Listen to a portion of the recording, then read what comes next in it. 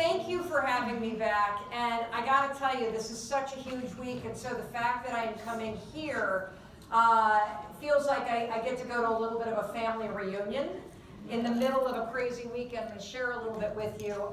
So first of all, how many of you were not here last year? Raise your hands. Oh, fantastic. Okay, great. And thank you for those of you who came back for more torture. For those of you that were not here last year, let me just start by introducing myself. So my name is Mel Robbins, and you're going to hear a lot of personal stories today. And today what we're going to be focusing on is the skills of self-monitoring, the skills of managing emotion, the power of making a decision, and the habits of success. And we've got a lot of cool kind of free gifts for you. We got a lot of cool stuff going on. Just a little bit of background about me. So I come from a long line of small business owners. So when I talk entrepreneurship, I'm not doing it because I read a book. I grew up and was tortured at a kitchen table by people that have their own businesses. They eat what you kill. And this is my mother's side of the family. This is my great-grandmother. Ruth Lyon, she was a dairy cattle farmer in upstate New York, outside of Buffalo. That's my grandfather and my grandmother, Eileen and Warren Bippard. Now, Eileen grew up on the dairy farm down the street. My grandfather was the Angus cattle farm boy. They, met at a 4-H function and were married. My grandmother gave me all the advice that you need to know about money. I grew up in Western Michigan, and we would head through Canada to go visit them. I think this was sort of our family's form of forced labor, because we would be dropped off at Grandma and Grandpa's house and then spend 2 weeks basically picking asparagus and cleaning stalls. And at the end of the 2 weeks, as we were all saying goodbye, my grandmother would give us a big hug, and then she would stick a $20 bill in my back pocket. She would go, "Don't tell your brother." And then she would say, "Make sure you make your own money. You gotta have your own money as a woman." And so I was like, okay, I got it. So we got cattle farmers. Everybody in my family, literally everybody in my family owns their own business. From my aunts in real estate in Salt Lake, to my uncle who's a hog farmer and has machine shops, to my other aunt who has a produce distribution business, to my uncle Duke who's in the auctioneering business, to my dad who was a doc and also had PT clinics, to my mother who had a retail store. That's me with my Jennifer Beals flash dance perm in 8th grade. I know, gorgeous, I know. So a lot has happened to me. I've had a crazy career. I started off my career as a public defender in Manhattan, and then moved to Boston because my husband got into business school. We're going to get more into that story. He was in the restaurant business for a while. I was in high tech for a while, launched and sold 2 companies, and then the media started calling. Had a really weird career in the media business, I'm not going to lie. I started off at CNBC. The only reason why I got into the media business is somebody wrote an article about my coaching business, and CNBC called because they read the article. That led to me hosting a reality show for A&E, where check this out, this was called Monster-in-Laws.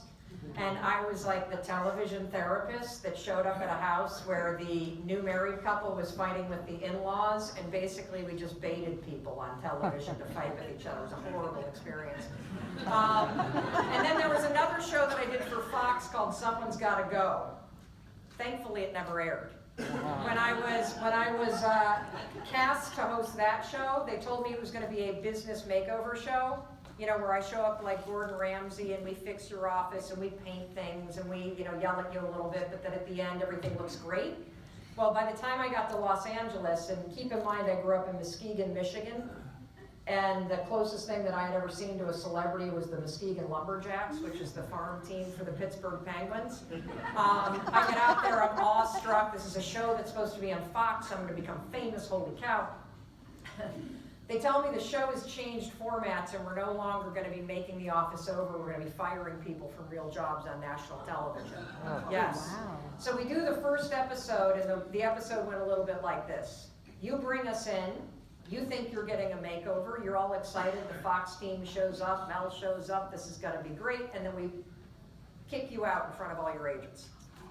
Yes, horrible. Now the agents freak out because they realize this isn't going to be fun. And then we pull you in a conference room and tell you that actually There's some bad news, and that is that somebody's getting fired today while the cameras are rolling.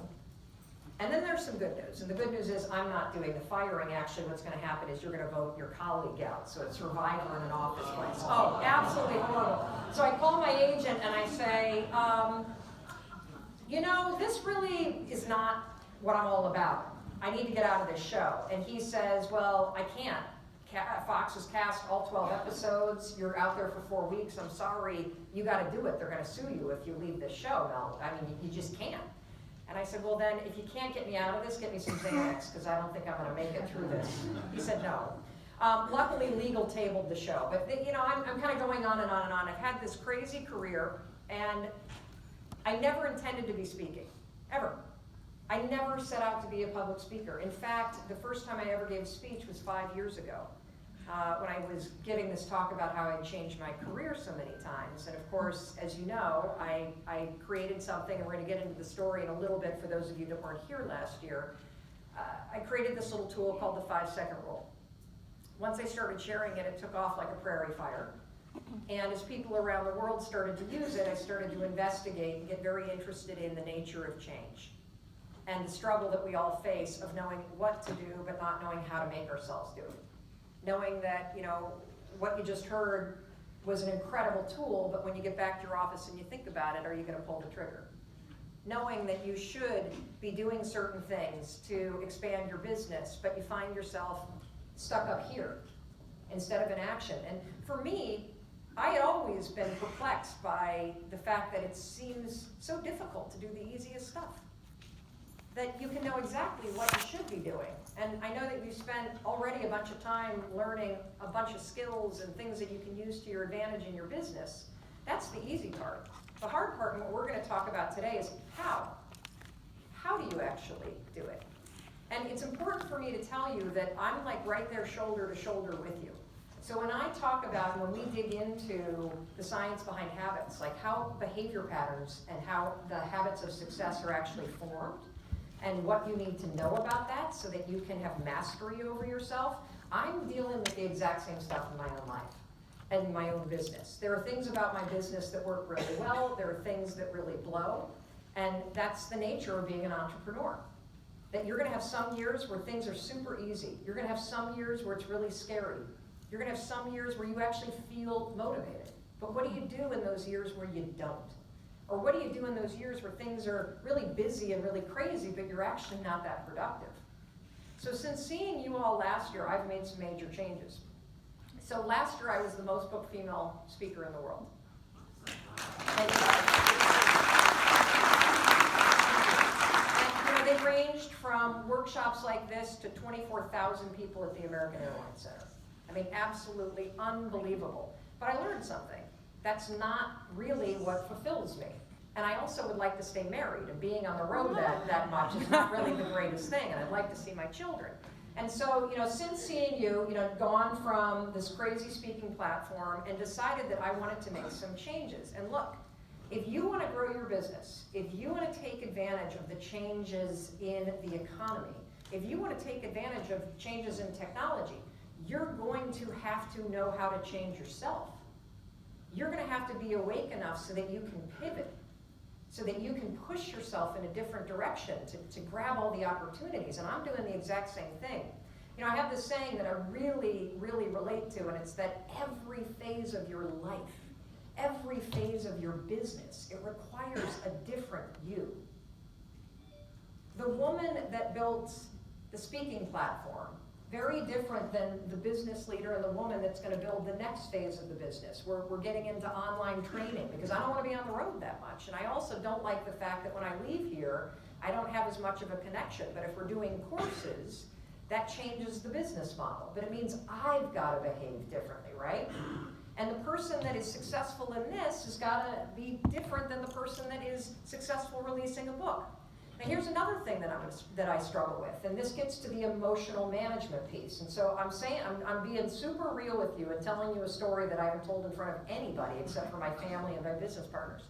So the 5-second rule book and speaking about it is really like a legacy, passion, heart project for me. And when you start to see the stories of people that have stopped themselves from committing suicide using this stupid rule that I created, that's really silly and simple, but creates such great change, and I'm going to teach it to you and show you the science behind it. We're going to talk about a lot of other stuff too. This book meant everything to me, and not because the economics of selling a book are not really that great, honestly, but when somebody buys a book, an idea spreads. And I want as many people to get their hands on the 5-second rule book as I can, because then I know that there are 20 more people that learn about the rule and use it to end their battles with anxiety and use it to double their businesses. So I say to my agent when we decide we're going to do the book, there's only 2 people on the planet that I do not want to release a book on the same day with. Just 2. Brene Brown and Tony Robbins. And my agent happens to represent Tony Robbins. So this is sort of like having a listing that you think is absolutely amazing, and the only thing that you don't want to have happen is the house next door that has a better porch and a nicer yard. You do not want that to go on the same day as yours, right? So my agent assures me, oh, Tony's book is coming out next fall. It's coming out next fall. So in December, I'm one of the editors of Success Magazine, so there's a huge irony in this one too. This is a super personal story. I get Success Magazine. I write for Success Magazine every month. Tony's on the cover. I crack open the article and I read in my own magazine that his book has now been changed and the release date is the exact same date as mine. Yes. So I do what anybody might do, where you feel so personally attached, and that's one of the challenges in business. This is your business. This is actually about your future, so it is personal. And it's so easy to let your emotions get the best of you. Your anger, your frustration, your fears, all of that. For entrepreneurs, this is a really big challenge. So I, of course, cried for about an hour. And then I dropped about every single swear word I learned from my uncles mucking stalls back in upstate. And then I went into a fit of rage. Why does the world do this to me? What is going on? Well, what's interesting is that when you get a hold of your emotions and you focus back on why you're doing this, why are you in this business? Seriously, I want you to think about that for a minute. Why are you in this business? I have a feeling it has a lot to do with those checks that we saw that said freedom on it. That it has to do with this sense of control over your life, making a difference with people. Same thing for me. If you have the ability, and we're going to teach you how to do this, to catch yourself when the emotions take over. Because those emotions, those fears, they're not going to deliver your dreams. They're not. And if you let them take over, they're also going to trigger actions that will sabotage your dreams. I think that if you stay focused on why you're in this, and you develop the skill of being able to push yourself through the emotions that sabotage you, you'll be absolutely shocked at what happens. So we decided, screw it, whatever. God is doing this to me. It's clearly a test. We're just going to hold. We said we were going to go on this date. Because it was complicated. Do we do before the election? No, definitely not during the election. What about stay away from the inauguration. Can't get anybody's attention. So I woke up this morning. Oh, shit. Oops, sorry. I didn't mean to do that. Sorry. Not supposed to start on stage. Okay, sorry about that. Oh, shit.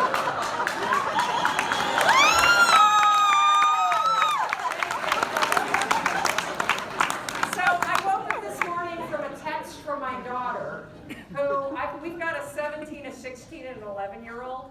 And I kind of feel like a taxi cab and an ATM machine. Like that's the only time I hear from them. And I get this text and it's like, Mom, you're kicking ass. Hold on, we're on Dr. Oz. Look at this.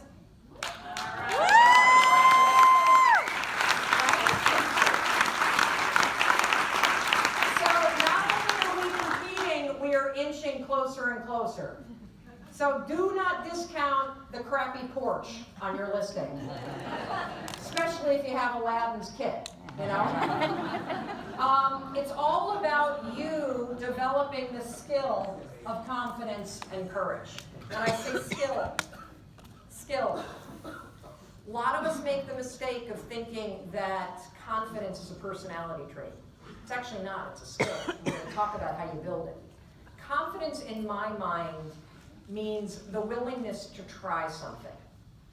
The willingness to introduce yourself. The willingness to walk up to a cold prospect. The willingness to try a different marketing strategy. Knowing that you could succeed, but also knowing that you'll survive, regardless of what happens. See, a lot of us think that confidence is something that comes with being extroverted. Not true at all. A lot of extroverts, I used to be this way, super bossy, very loud, but did not believe in myself at all. A lot of times said things that I didn't believe in. A lot of you that consider yourself introverted or shy. A lot of people that are introverted or shy are actually quite confident. Absolutely believe in what they're thinking and believe in their abilities. It's the courage piece of stepping outside your comfort zone that is challenging. Confidence is something that you build through action. And so we're going to talk about how through small actions and through decisions that you can actually change how confident you feel about yourself and your abilities. Now, we're also going to talk a lot about courage. Courage is nothing more than the ability to do something that's difficult, that's uncertain, that's scary, or that's new. And every single one of you have conversations that you need to have that require courage. You have things that you need to do every single day at work that require courage. And what's super cool is that when you are present to fear, again, emotion, a different part of your brain is active than when you're thinking about doing something that takes courage. Different part of the brain is active when you're thinking about your problems versus when you're thinking about your solutions. And we're going to unpack this for you. I've never given this particular presentation to anybody else. I've made it for you.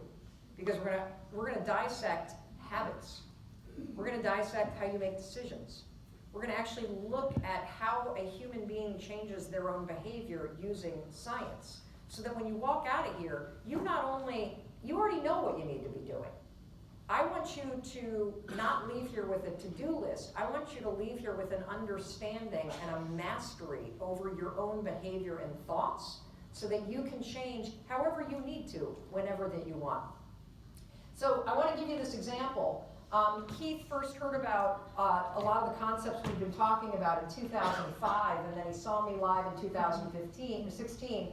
He's been putting into practice the 5-second rule. He's been putting into practice all this stuff about habits. He's been putting into practice the architecture of decisions, being a fan. He literally entered the real estate business 2 years ago, guys. What we're about to talk with works. In 18 months, he's recruited 50 agents, 3 offices. Many of you are doing the same thing. Why? Why? The reason why is simple. You're not going to build your business up here. You build your business through actions. And when you spend too much time up here noodling what you need to do, you ain't doing it. So we're going to teach you how to catch yourself when you start doing those things that are automatic, that sabotage your success, your momentum, that cue you to procrastinate. And we're going to show you how you can become the kind of person that's in action.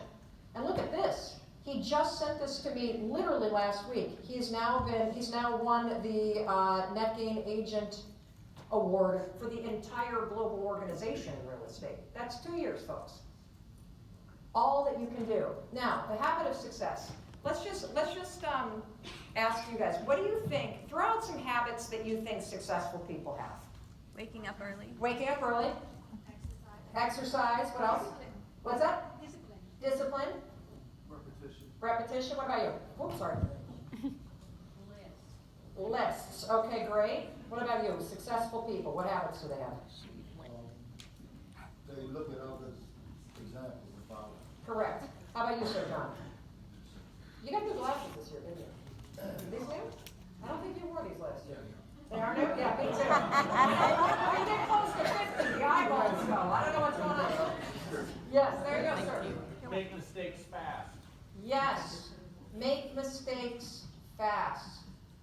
Really, really hard thing for me to do too, because I am a perfectionist. But the fact is that if you can try and then adjust, try and adjust. Ooh, this conversation sucks. Let's try it this way. You will be unbelievably successful. Yes, ma'am. They're lifelong learners. Yes, lifelong learners. Consistency. Absolutely. That's the routine, that's the habit. So the lifelong learn piece is really interesting. There's a lot of research about how if you have the mindset that you're just out there to learn and to do better, it takes the edge off having to be perfect or having to get it right. Because again, you win if you're in action. You win if you're willing to try.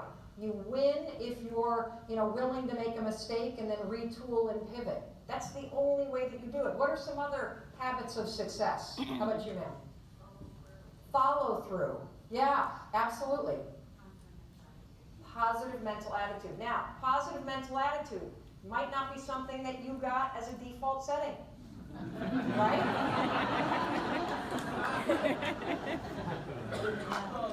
Or even if you do, there's going to be stuff that's going to trigger you. And that positive mental thing is going to go, on the wayside. Exactly. What's so cool and what you're going to learn today is mindsets are a habit. That's it. And I'm going to train you today to actually catch how you think. And I'm going to show you the science. We just actually did this with Dr. Oz. We walked through the brain science of how mindsets are made and how you can change them. And so we're going to show you and unpack that for you. You're absolutely right. Because success is a habit. That's it. It's just a set of behaviors that you do that turn you into somebody that creates results. That's all that it is. Now, you can torture yourself mentally as you're doing all these things. But hopefully what we're also going to do is we're going to teach you how to not do that. Now, interesting. This is a really interesting thing. I think one of the biggest hurdles to everybody's success, and it's also one of the most important tools you have, is your phone. It was really interesting to think about this presentation for you, because I know that your phone is your lifeline in this business. I also know that your customers are very emotional and needy. And I also know that things tend to happen all at once, so suddenly you got negotiations going on in multiple properties at once. And so it can get crazy. Also, hearing Peter talk about the fact that if you don't respond within 5 minutes, that you're going to lose that lead. Now, I think it is critical, and I'm going to show you why, that you master the ability to make sure that this is only a tool for you, and that you're not the tool. Seriously, when I show this to you, and when you really stop and think about it, it's kind of scary. This is one of the most important skills in terms of you being successful in this business, and we're going to unpack this for you, and then we're going to get into habits and the science of it. First of all, anybody got to guess the percentage of adults that have their phone on them 24 hours a day, in the bathroom, in bed, everything? 70 to 80%? Yes, she said 70 to 80%. You're right, it's 81% of people. 81. Okay? I'm serious. Now, how many times do you think that you actually turn your phone on? You know how you have to touch it to turn it back on? When Apple forces you to. Yes, when Apple forces you. How many times? The average person? 15? Oh, yeah. But like a 10. week. Now these are just imagine the millennials, for crying out loud, and our kids. Now here's a scary one. For adults, for adults that have their own business, this is a study that just came out. The number of times that you tap, swipe, scroll on your phone a day. Oh, that's 5,400. That's data from the phone. 5,427 times. And some of us are 10,000, and some of That's us for are 2. people that run their own businesses that are high power users of a phone. You better believe it. If you're running your own business and real estate is an intense business with this bad boy, absolutely. Absolutely. See, here's the reason why I'm showing you this is not to say phone is evil or anything. It's to say that when we're not paying attention, we're busy making decisions and doing things, and we don't realize it. A habit is nothing more than something that you do without even thinking about it. And what I want to train you to is I want to wake you up to the habits that you have that are sabotaging your success. I want to show you scientifically the simple and the only way that you can break a habit. And then I want to empower you to understand how you can use this simple science to change any single behavior that you want. When you pull your pants on in the morning, you don't even think about it. You either use your right or your left leg to put in the pant leg first. You don't even think about it. You're thinking about it now like, oh wait, is it the right or is it the left? That's a habit, by the way. So is picking up your phone and not realizing it. So is snapping at people.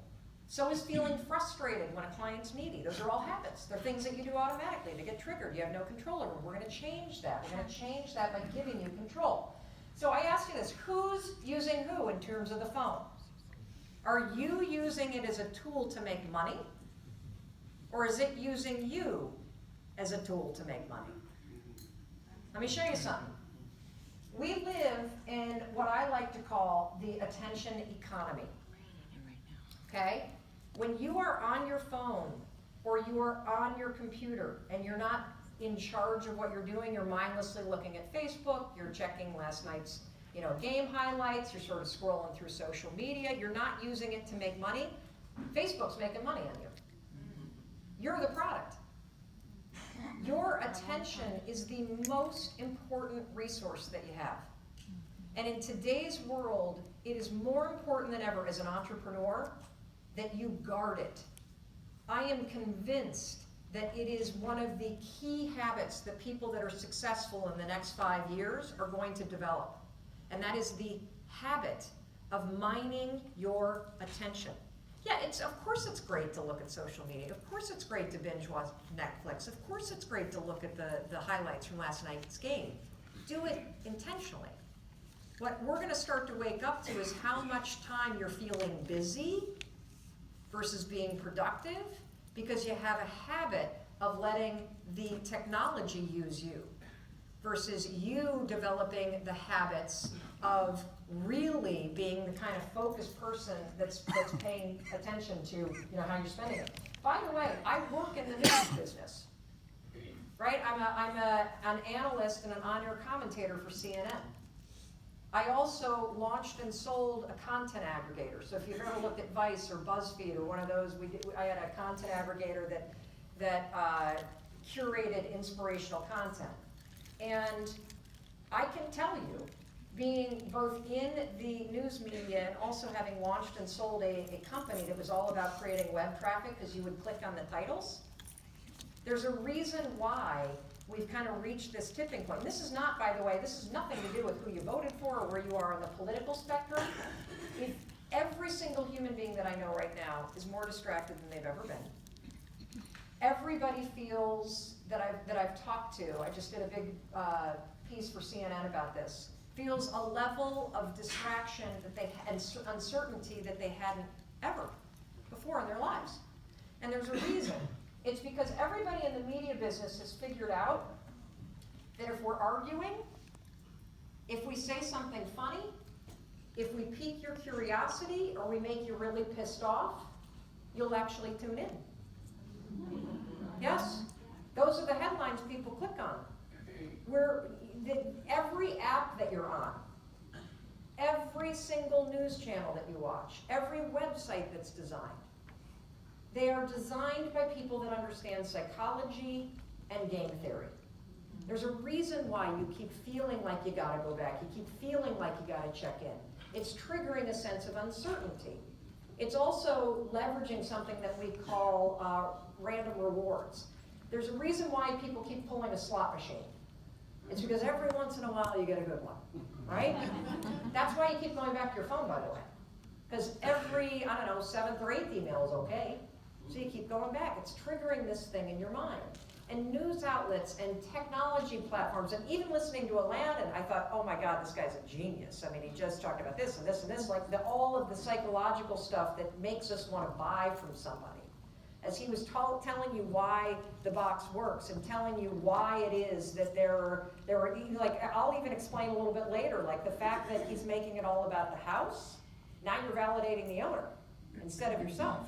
Like, it is classic what we're doing that makes people pay attention. Now, why am I telling you this? I'm telling you this because I want you to really understand that phone, it's either a way you're gonna make money or it's a slot machine in your pocket, period.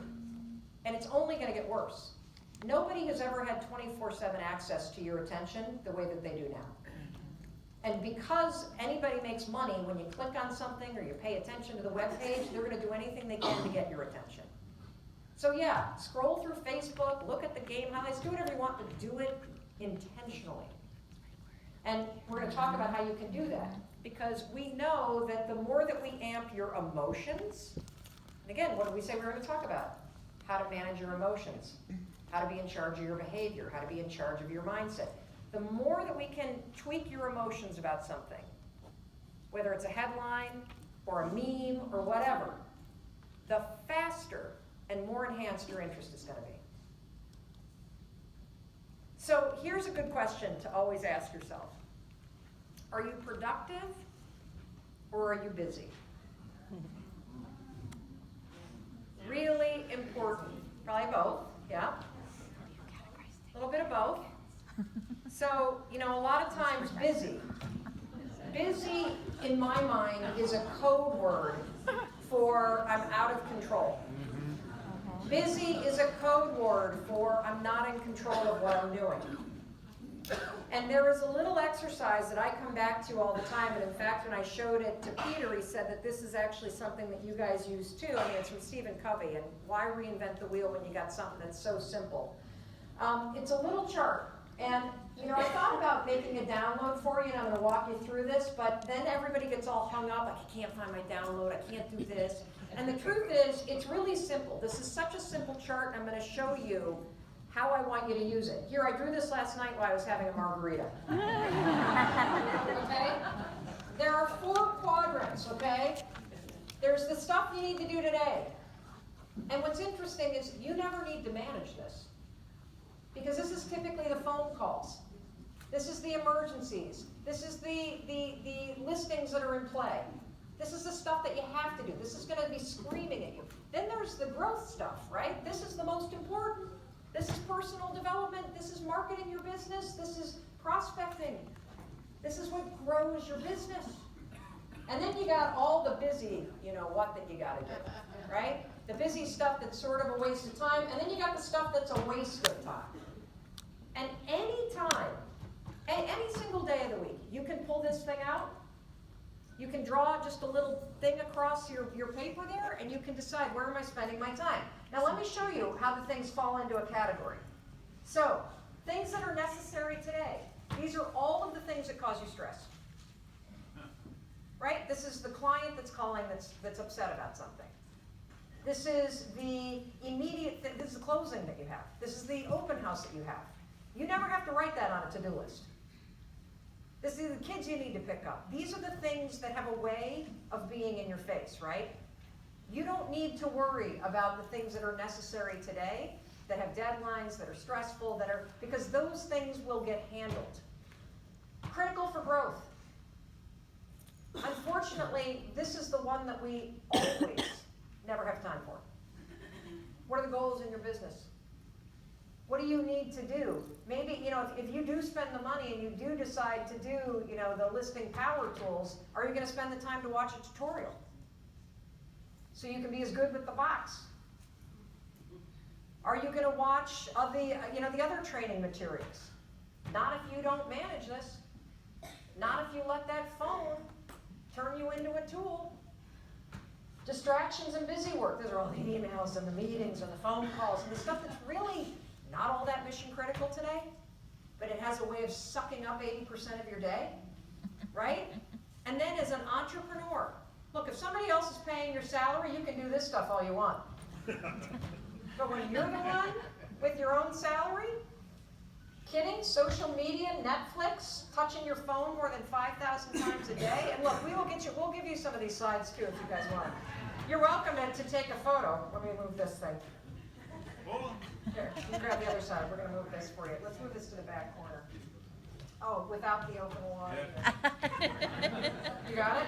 Okay, it's heavy. Are you sure? Okay. Yeah, I work out. All right, he works out.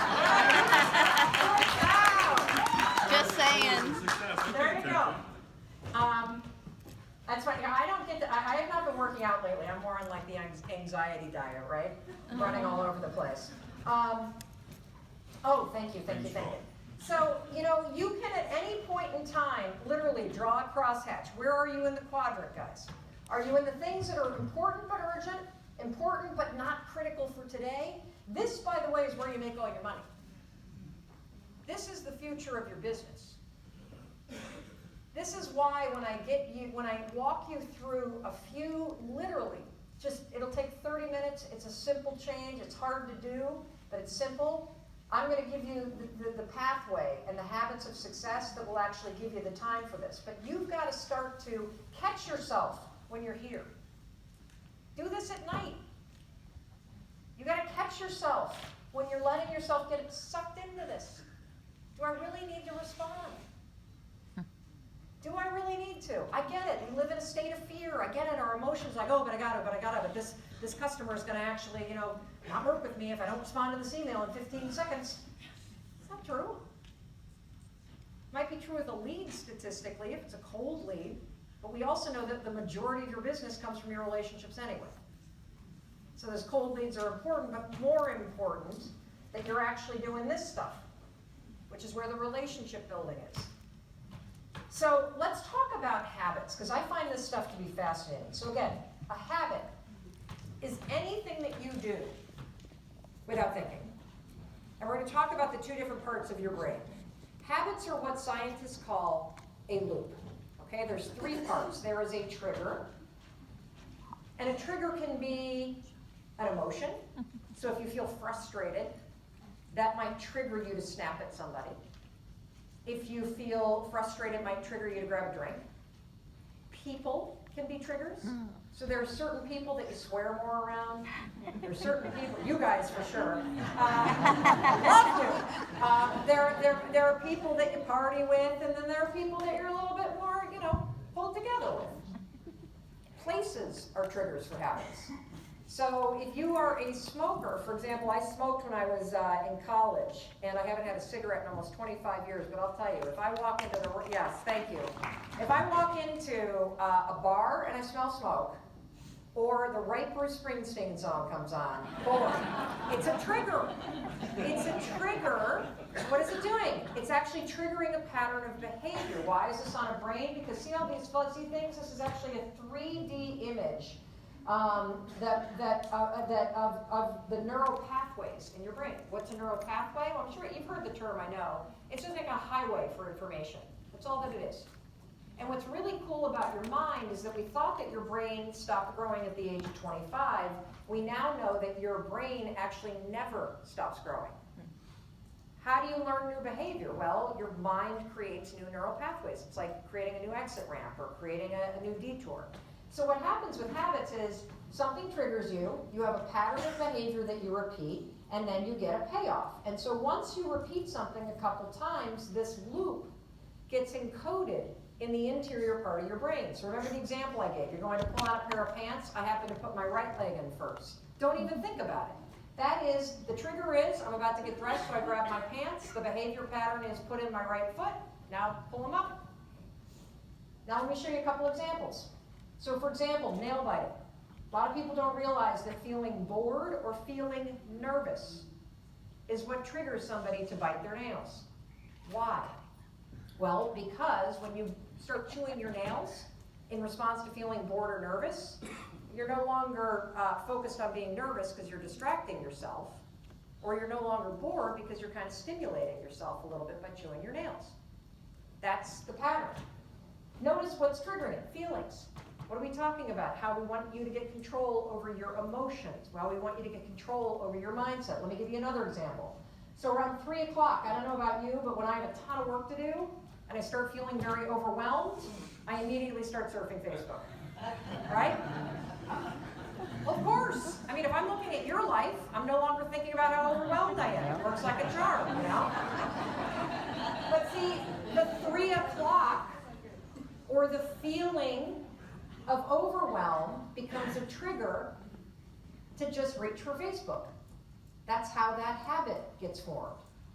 This is why it's critical for you to start to mind how you're feeling, and to mind what you're doing. Now, feelings are the biggest triggers of your behavior. If you feel any of these things, if you feel nervous, if you feel uncertain, if you feel worried, if you feel like you're not perfect, and by the way, you're going to feel that. You will. It is a losing proposition for you to try to manage never feeling nervous. The better proposition is to manage your reaction. There will be things in your life that always trigger uncertainty. I don't care how successful you become. There will be things that make you worry. There will be things that make you feel like you're not good enough, or you're not perfect, or you're no longer a student, you're a loser, like whatever it is. You cannot control the feelings that rise up, but you can always choose to never feel confident. You may never feel like you're capable. And it doesn't matter, because you can still push yourself, and you can still change what you're thinking about. You change your thoughts, you change your actions, and all of a sudden the feelings will shift secondarily. It's amazing. But when you feel those things, it triggers habits. This is why I'm hammering this idea of emotions, because we live in a world, the attention economy, where everybody's vying for your attention. So you're getting triggered all day long. You are an entrepreneur, so your income is tied to your actions, and also your emotions go up and down based on what you're making and the deal flow and the momentum that you feel. So understanding that the feelings can trigger you to do things that sabotage you, very important. So what are we going to do about it? So by the way, the red part of the brain right here, this is where your habits are. The green part, let me go back. So red is feelings, emotion, it's where habits are. The green is the prefrontal cortex. What I'm going to teach you to do today is to switch between these two, okay? When you get triggered, when you feel uncertain, when you feel afraid, when you feel unmotivated, when you just don't feel like it, when you feel uncertain about something, when you feel rejection, when you feel like a fraud, this part of your brain, the basal ganglia, the interior, the emotions, they are on fire. If you let that stay that way, that's a problem. What we're going to do is we're going to teach you how to switch gears and awaken your prefrontal cortex and take control at any moment. At any moment when you feel afraid, at any moment when you feel uncertain, at any moment when you feel unmotivated. I'm going to teach you how to switch manually the gears between your brain so that you can intercept the habits that are sabotaging you and insert different habits. Let me show you how. So, first of all, we talked a lot about feelings, and I think I explained this a little bit last year, but let me dive into it for those of you who were not here. When I started this research project about the 5-second rule, we're going to get into the rule in a little bit. One of the things that I was shocked to learn is this idea that feelings make our decisions for us. You may believe that you're making decisions based on the best business decision, or you may believe that you make decisions based on goals, but I was startled to discover that no, that's actually not the case. 95% of what we do is driven by how we feel. There was a researcher in Brazil by the name of Damasio, and he studied people that had damage to this part of the brain, okay? Damage to right here. They couldn't feel a damn thing. They had no emotion, nothing. They had absolutely nothing going on in here. And he discovered the craziest thing. People without feelings can't make decisions. You would go to somebody that had no emotion, no feelings, and you would say, hey, what would you like for dinner? And they would go, I don't know. You could even give them a choice. Would you like steak or would you like salmon?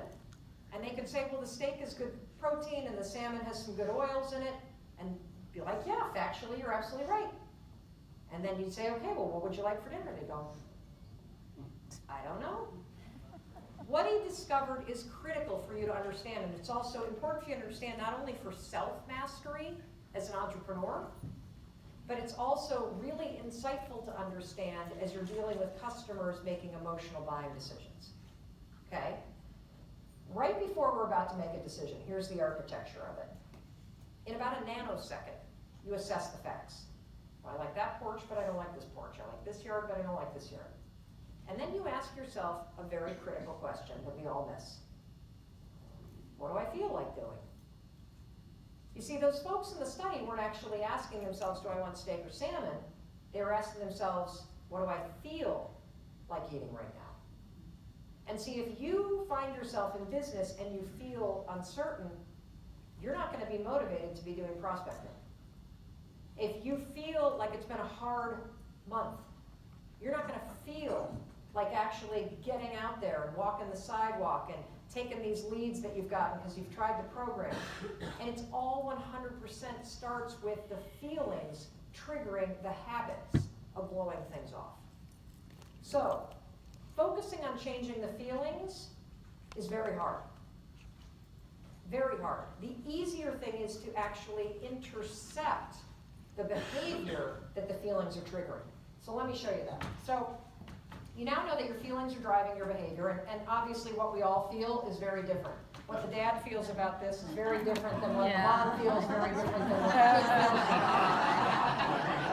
Now why am I showing you this? Why am I showing you this? Because you may be in an office that is, like here, and you look at these offices that are up here that make these amazing, hilarious, awesome videos, and you're like, it looks so easy for them, it's so hard for me. And like I was doing with Tony Robbins. We all do it. We all do it. We all compare ourselves. And it begins with the feelings. What feels hard for you may look really easy for other people, but when you understand it's just these feelings that are triggering you and you can control how you think and how you act, you don't have to be a slave to them anymore. So we talked about this last year too, but it's really important, so it bears repeating. You have two modes to your brain, just two. You have drive, the green part. You have autopilot, the red part. That's it. Just two modes. I know you've had the experience. You drive to work and you're like, oh my God, who drove the car, right? You did, but you were on autopilot. It was the red part of the brain where your habits are that was driving the car, okay? You were still driving, you just really weren't having to focus. Now look, if a deer jumps out or if there's a detour, guess what happens? Your brain switches on the prefrontal cortex, the green part, and now you're paying attention. When I'm pulling on my pants, the green part's not. I don't even need to think about it. It's the red part that's actually operating my body because I do it over and over and over again. What you got to be really careful about. Oh, interesting. Yes. How many of you, let's see who learned anything last year or implemented it. How many of you, as being in this meeting, part of the reason why you came here is because you would like to expand your personal network inside United? Raise your hand. Now, how many of you are sitting next to people you know? Now I know. All right, so let's change that again. Everybody get your stuff. Find somebody you don't know that well and sit down. Go, go, go, go, go, go. I don't know. Yes, go. Quick. I stay, right? Yeah. I'm just sitting here away. I just met you. You can stay. Okay. I don't know you. I mean, All right, I'm having a seat. How you doing? you take Travis's seat. Okay. You did really good. I didn't know any of these people talk about you. Oh, good. Well, look, I'm Brent. I'm from the Richmond office. I'm Scotty. I'm from Raleigh. Okay. Jordan.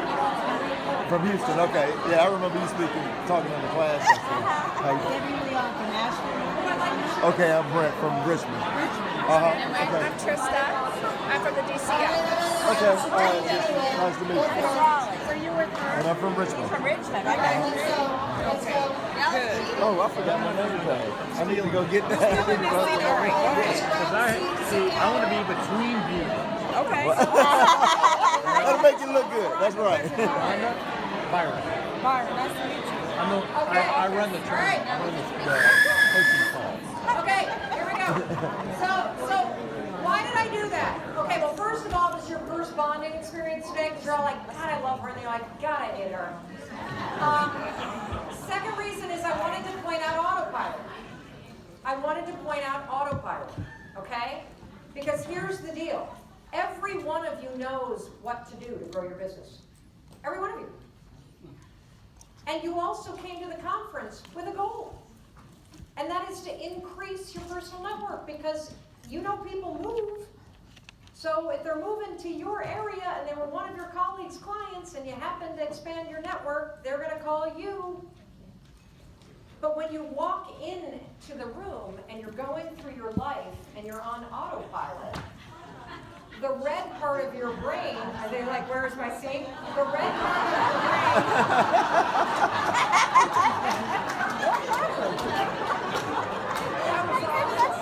That was awesome. The red part of your brain, the red part of your brain is in control when you're on autopilot. So what happens is you walk into a room, and even though you say, I'm going to go to this conference and I'm going to network and I'm going to expand my network, when you're in autopilot, you drift to what your patterns are, which is see the people I know and walk towards them. It's hardwired, and it happens like that.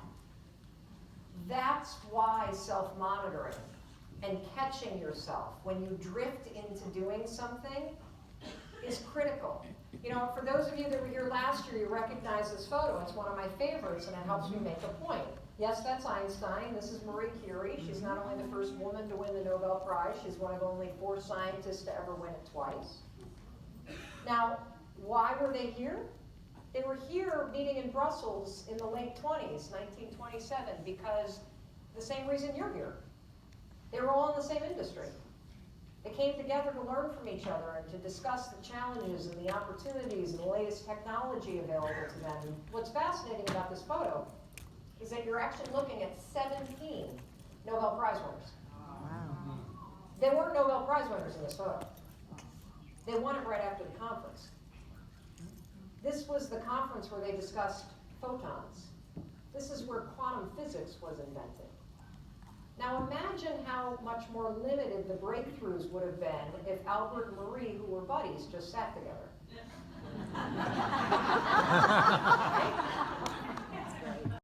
For most of us, and this is only getting worse with the attention economy, and how it's become so habitual to be just mindlessly on our phones, is that if you don't, again, mind your attention, when you're on autopilot, all kinds of things take over in your brain.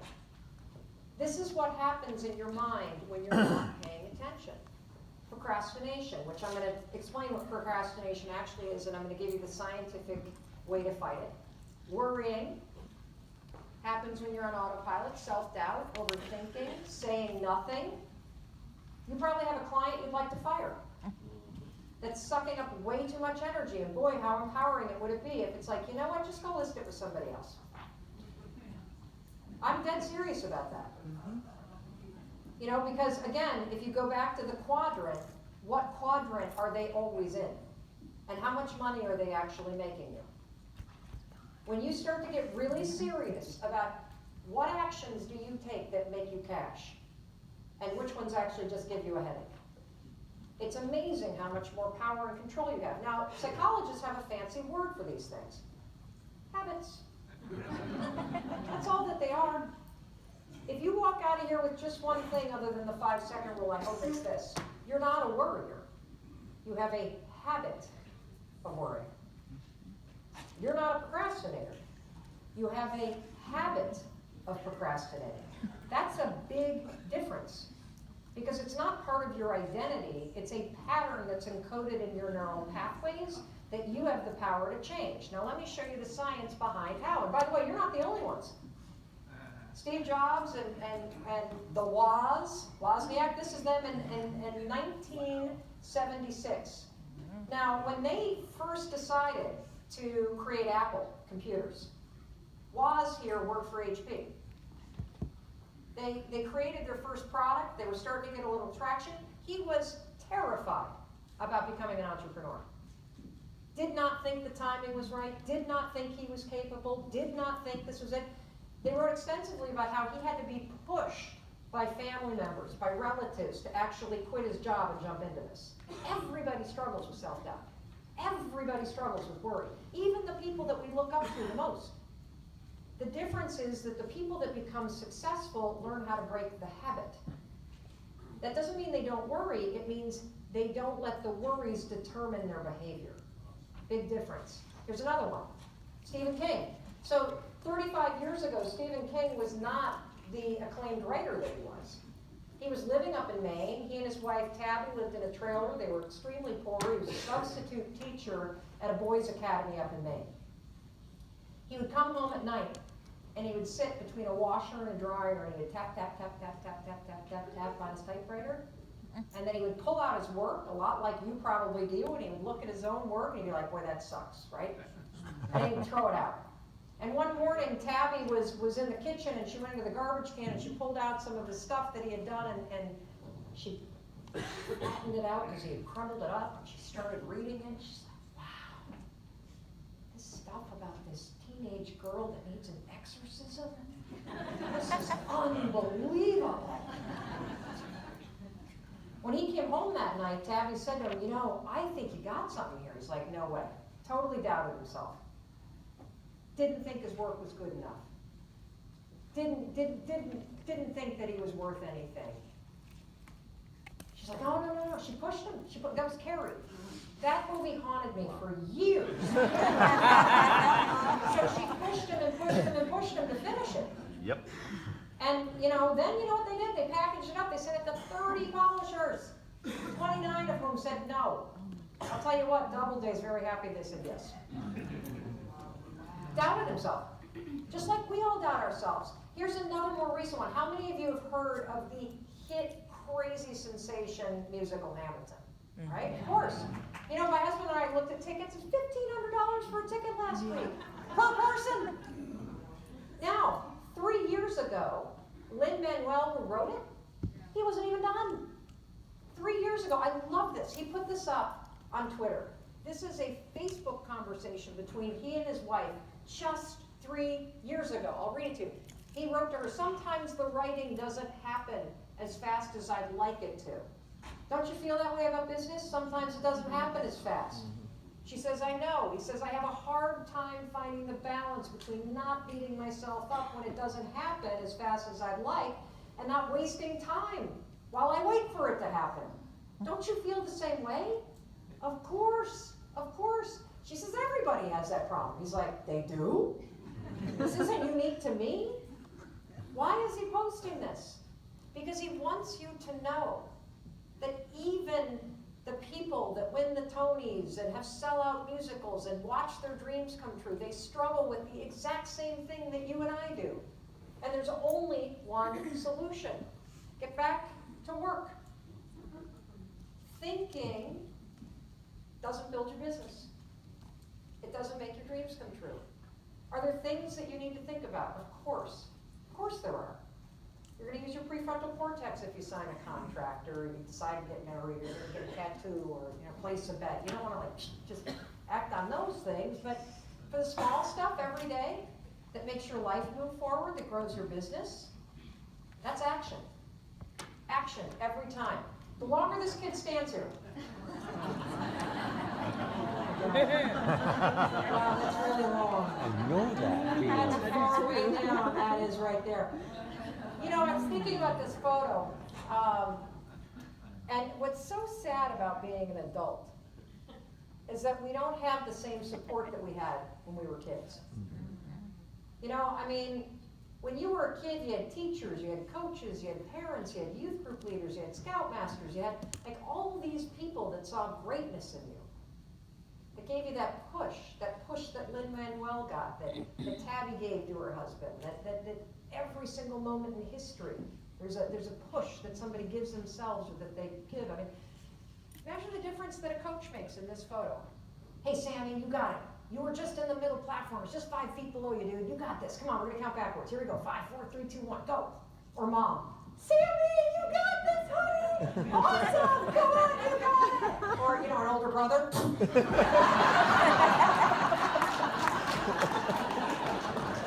When you're a kid, you have all these people that push you because they see greatness in you. When you're our age, you're lucky if you have a spouse that says something nice to you when you walk in the door, right? One of the things that's really cool about your community is that you guys do cheer for each other. You do push each other. But the sad reality is, as an adult, it's up to you. It's just you, alone in your head. That's why it's so important to me to equip you with the understanding about habits. That first, this pattern gets encoded in your head. Second, that when you're not paying attention and you're on autopilot, that you drift into worry, you drift into procrastination, you drift onto your phone. And that those are habits and patterns that get triggered all day long, and you don't realize it, but that you can actually change it. Let me show you how. So remember, we said that the triggers happen, right? The triggers make you repeat an old pattern that's encoded in your brain, and then you feel the relief. There is a golden rule of habits. Golden rule. You cannot change this, and we know that. There will always be things that make you feel uncertain. There will always be things that make you feel like a loser. There will always be things that piss you off. There will always be things that aren't fair, and people that are annoying, and things that suck. And it's going to trigger the old way of doing it. You're going to feel like you want to snap. Right now I'm working on being really patient at home. I'm working on my tone. These are deeply embedded patterns for me, deeply embedded. The only thing that you can do is you actually trick your brain. You insert a new pattern for the trigger, and your brain doesn't realize that the loop has changed. That's how you do it. Let me give you an example. You're a nail biter. Feeling bored? Chew your nails. Feeling nervous? Chew your nails, right? It's a pattern. You don't even think about it. People that chew their nails don't even realize that they're doing it. So how do you change this? Simple. When you teach somebody to tap their knuckles, whenever they feel like themselves doing this, nope, just tap your knuckles. 83% of adults are cured within 3 days of a nail biting habit. Why? Well, because you haven't changed this, which triggers all the neural pathways and the patterns that you repeat. You've just changed what you do. And by tapping my nails, I'm still, not bored anymore because I'm stimulating myself, and I'm also, that sounds weird. I'm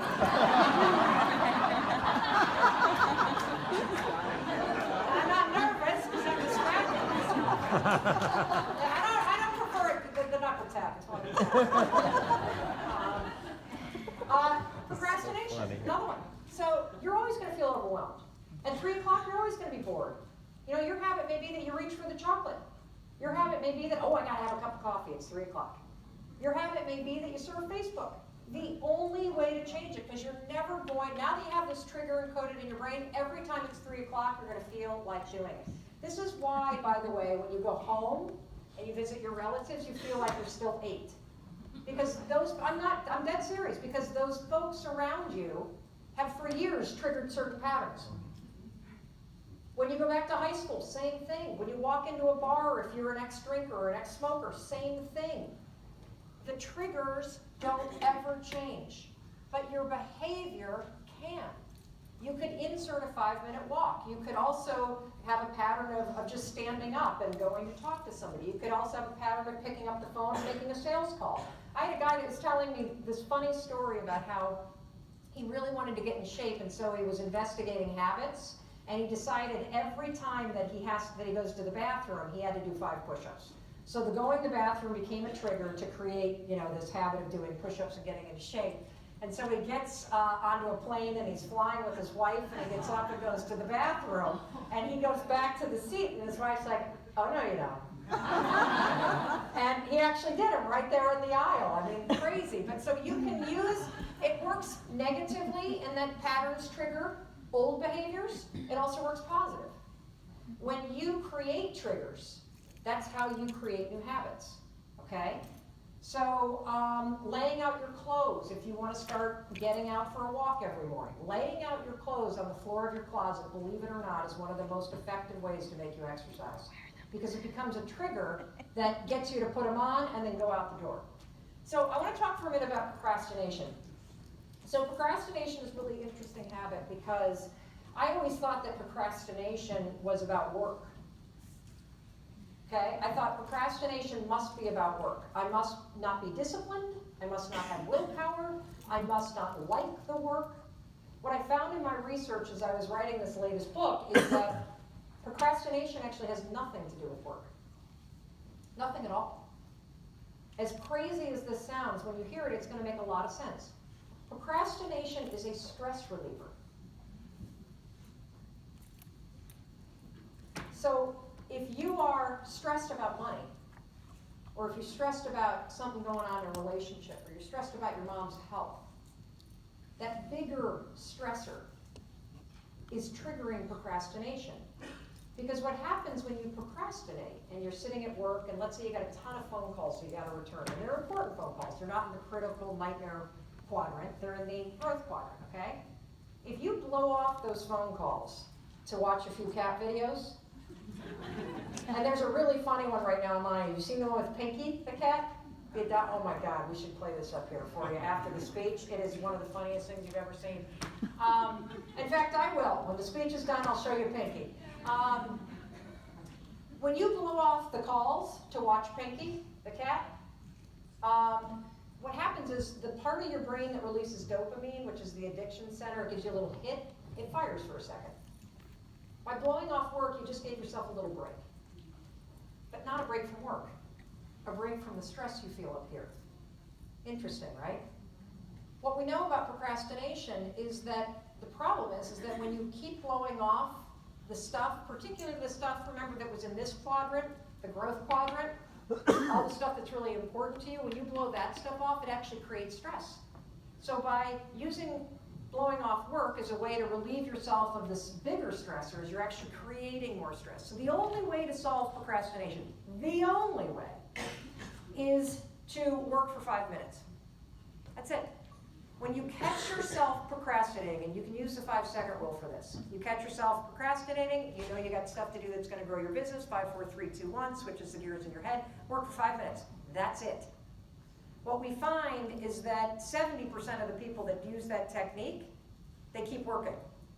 Because getting started is the hard part. But then, even if you only work for 5 minutes, you say, oh, I'm going to just make 2 calls, that's all I'm going to do, and then I'll watch the cat videos. Guess what? You're in control.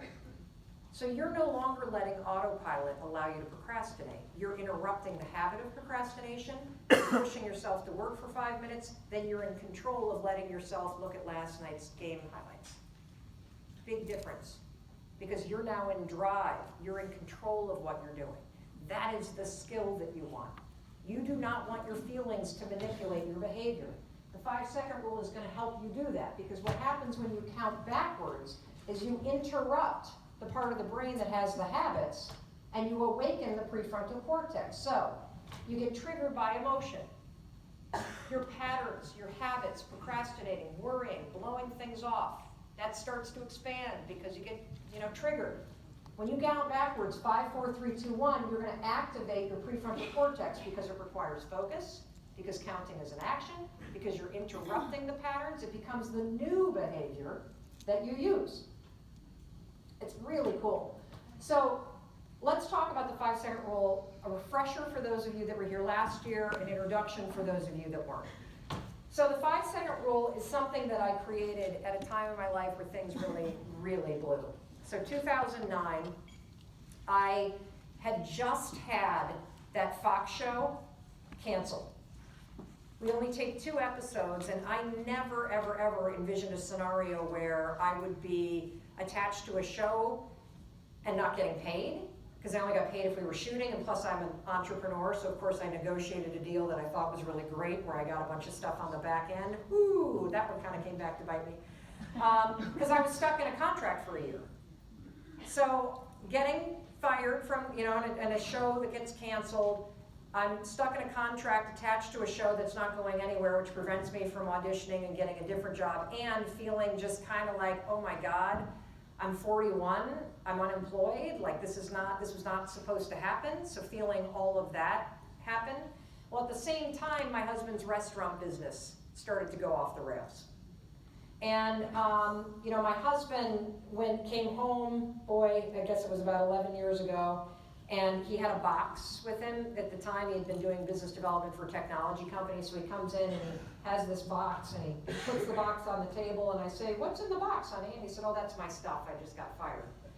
And I said, oh, no problem. You go into cheerleading mode, right? When it happens to your party, like, no problem, you're gonna get another job, you can just call the recruiter, it's gonna be great. And then he said those 3 words you never want to hear in your marriage. I've been thinking.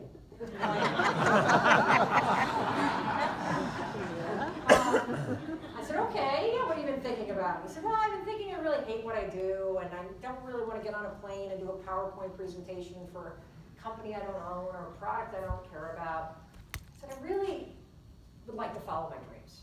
I said, okay, your dreams would be. I said, I've always dreamt of opening a pizza restaurant. Like a pizza restaurant? I don't really recall you ever talking about that. You know, growing up in a farming family, I grew up working in restaurants, you know. I mean, everything from bussing tables and the short order cook to the waitress to the bartender.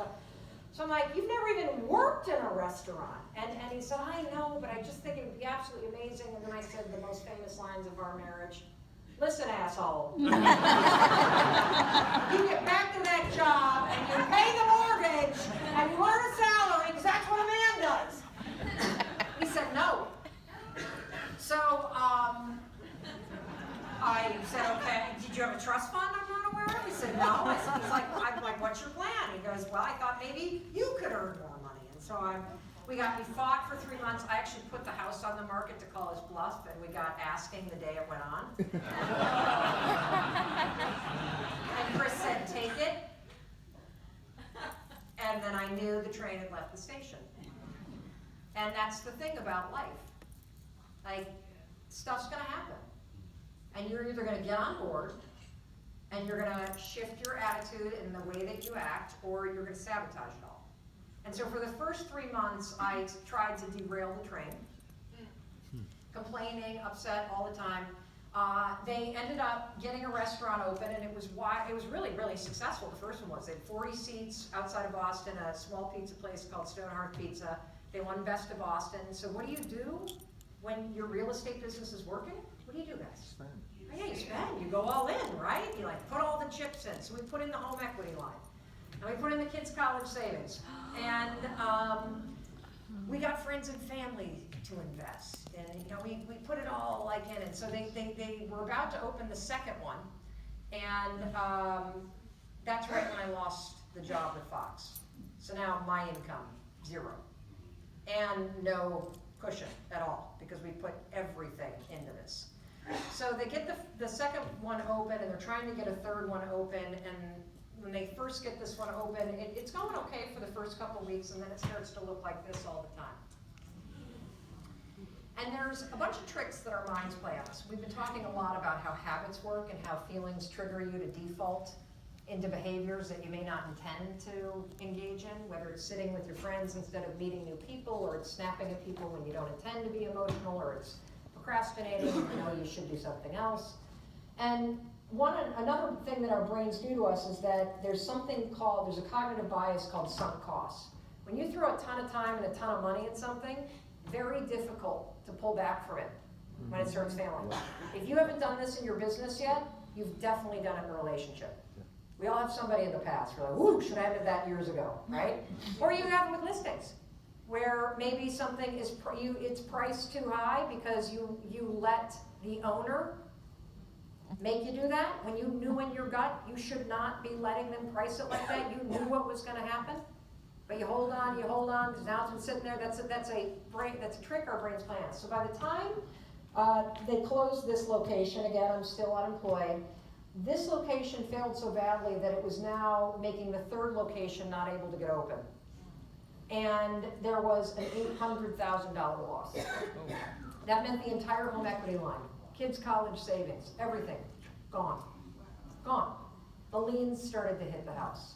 The phone started to ring. It was collection calls all day long. So we, of course, unplugged the phone. I mean, that's what you do. Works really well. Doesn't make the bills go away, but it certainly makes the calls in. And I just remember a couple of things very distinctly. I remember having to call the town and tell them that we had to pull our 6th grader out of the town soccer because we couldn't afford the $175 for her to play anymore. And I remember a few moments where I'd be at the grocery store and I was so scared to look at the checking account because it was always in the red. And I would see the items scanning and I would think, there is no way I've got that much money in the checking account. And I would always have the excuse ready that, I'd act really surprised, and then I would say, oh my, that's so weird. I mean, that just worked at the gas station, Instead of the truth, which was, wow, I can't afford all this, so let's grab these 2 or 3 things that I think I can afford. So, what's remarkable about life is that at some point something's going to happen to you. You might get a health diagnosis. You might have somebody that you love die. In fact, we all will. You might lose a big investment. Something's going to happen, and we all have a choice about how we behave. And Chris would get up at 6 o'clock in the morning, he would spring out of bed, and he would go to work because they were committed to saving this. And ultimately they did. They pulled out of this death spiral, and they went on to open a couple more restaurants. And he's also a smart man. We've been married 22 years, so he knew he didn't want to be in the house with yours truly when I woke up. Because when things aren't going well, it's a lot easier to do this, right? It's your fault. You should know that, this and the economy and in life, there's always 3 fingers pointing right back at you. Always. And the reason why is because that's where the power is. You always have the power to make a different decision. You can't control how you feel.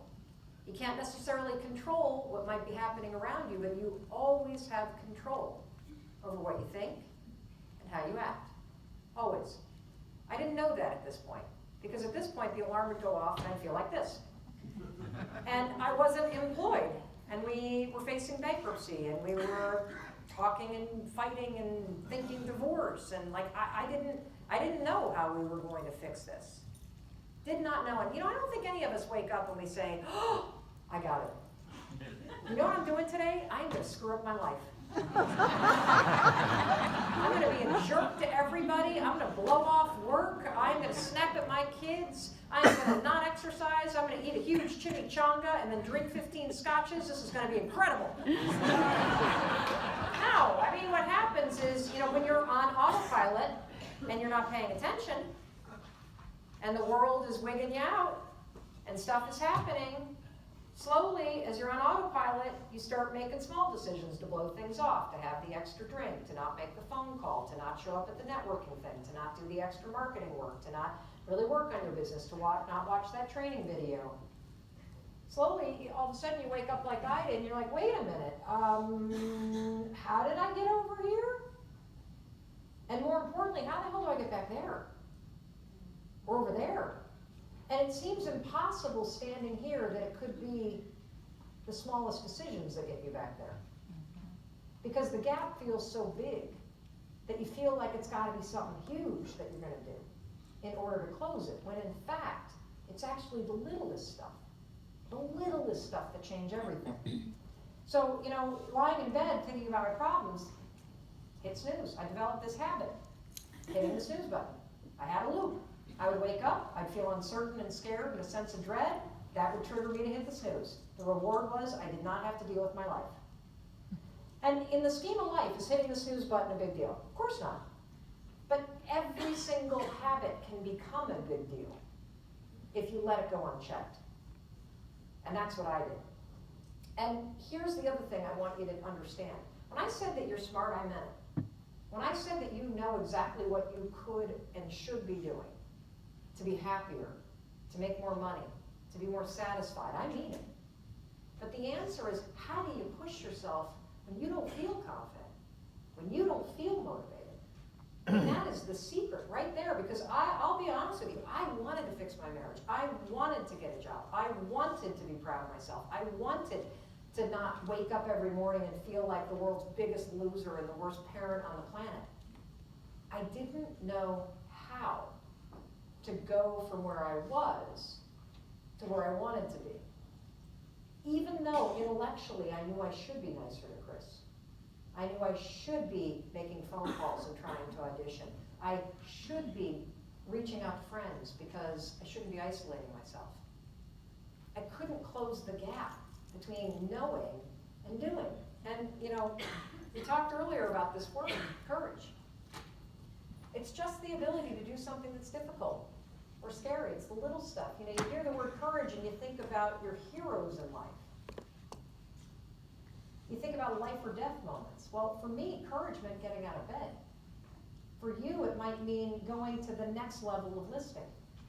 It might be being a different kind of leader, a different kind of parent, a different kind of spouse. It might mean different kinds of clients. It might mean using a different technology or a new technology or a new tool. Because it's difficult, uncertain, and scary to try things that are new. And here's the kicker. Our brains are wired to protect you from those things. That's why it's so hard to change. So one night I saw this rocket ship launching on a commercial. I'm not gonna lie, it could have been the Manhattans that made me think this, but I saw because I was drinking way too much. I saw this commercial launch and I thought, oh my God, that's it. I'm gonna launch myself out of bed like a rocket tomorrow. That's what I'm gonna do. That's the answer. I'm gonna move so fast that I can't even think. So the next morning, I'll never forget this. It was February in Boston. It was freezing. We still had all the same problems. Nothing had changed. Nothing. The alarm goes off. I felt just like this, but I did something I'd never done before. I started counting backwards. 5, 4, 3, 2, 1. And then all of a sudden I stood up. I'll never forget it. I was like, what the hell just happened? Is this some kind of a joke? 5, 4, 3, 2, 1 is the stupidest thing I've ever heard in my entire life. The next morning I used it again. The next morning I used it. It worked. It worked. It worked. I actually hate getting out of bed, so I still use it. And now that I'm almost 50, I use it at 2:30 in the morning to make myself get up and pee. I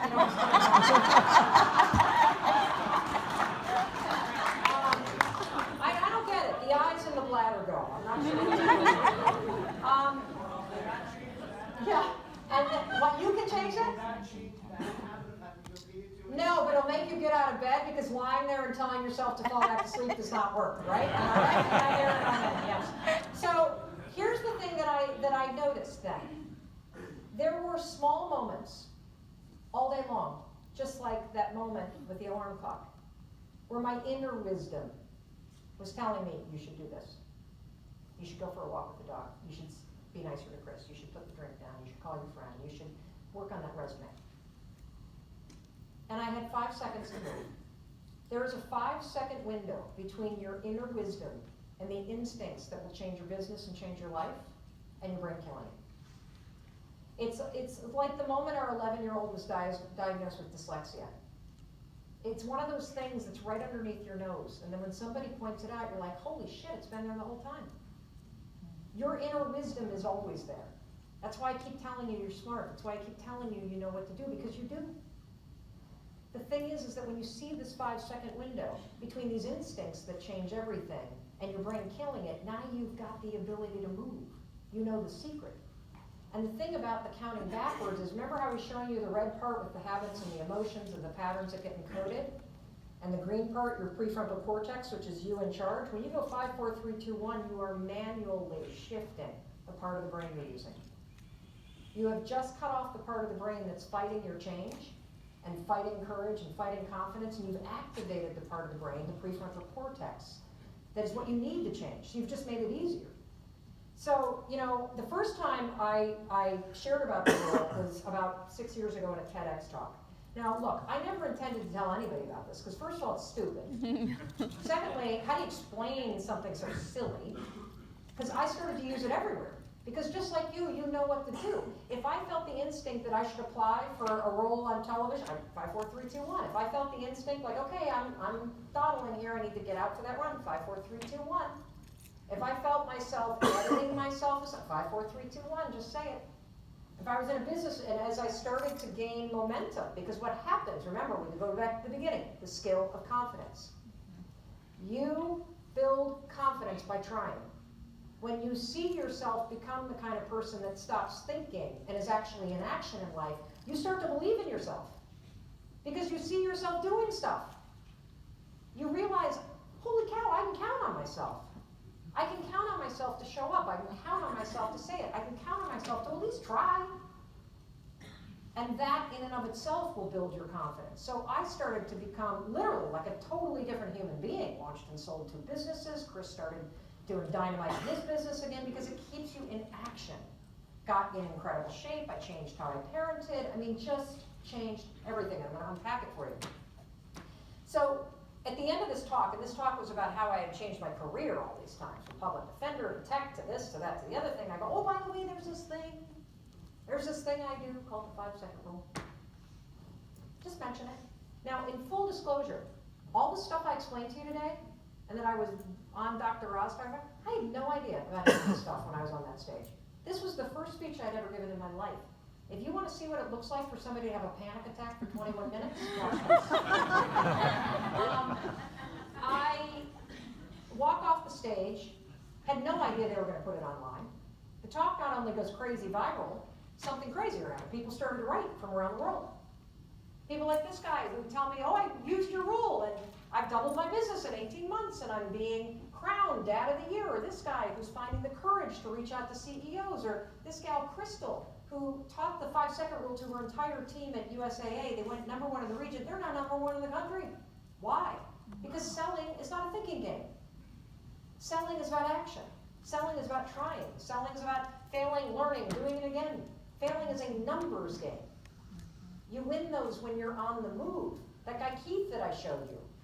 Net agent game. Why? Because he's not thinking everything to death. He's actually out trying. We see managers around the world teaching people the 5-second rule. It's simple. I see photos of sales offices, 5, 4, 3, 2, 1, I'm sure they want to kill me, right? Because cold calling. You're thinking about making the call, you're not making the call. And more importantly, we know of 11 people who have stopped themselves from committing suicide using this.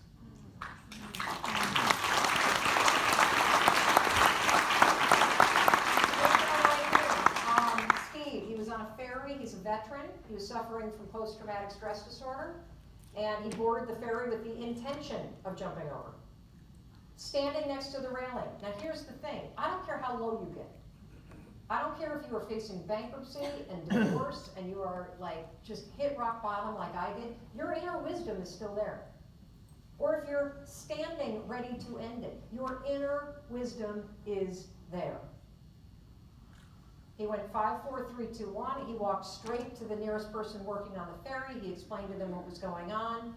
He saved his life with that decision. And now we know, actually 12. This guy, March 1st, that's 2 days ago. This guy, a few weeks back, I sat with a box of pills about to end it all. I used the 5-second rule. If people can interrupt depression and mental illness to save their lives, this sure as hell works for procrastination. Seriously. I absolutely mean that. So how does it work? The moment you have an instinct to act on a goal, 5, 4, 3, 2, 1, then you're going to move. There's a 5-second window. If you move, you shift gears in your brain, and you win. Okay? Now, instinct. Very different than impulse. Very different than emotional behavior. So instinctual behavior is that inner wisdom. It's the shoulds. It's the urges. It's not the emotional things that you're pulled toward. If you have trouble with drinking, if you have trouble micromanaging, if you have trouble with drugs, with like gambling, any kind of addiction, this is an incredible tool for self-monitoring. We know of thousands of people around the world that are managing sobriety, that are ending addictions to porn, to gambling, to all kinds of stuff, because you get emotionally triggered. Remember habits? Something triggers you emotionally, you grab for it without even thinking. That's the heart of addiction. 5, 4, 3, 2, 1, physically turn away from it, actually creates the new habit. You'll always be triggered, but you can get the self-monitoring skills to stop yourself. You can control your behavior. Here's how you're going to use it. You're going to use it to change your behavior. You're going to use it to step outside your comfort zone, and you're going to use it for mind control. I want to unpack these for you because there's some incredible examples to show you. Number 1, behavior. So you know how we all do that thing where we get dressed to exercise, and then you spend all day in your tights? No way. Or you're standing in your kitchen, and you've been looking at your phone on autopilot for 45 minutes, and oh, look at that, I don't have time. Yes, you do. If you have a minute, you can actually do a plank. I know the advice is horrible, horrible. But see, I'm not giving you advice to get you in better shape. I'm giving you advice that will actually help you change your default settings.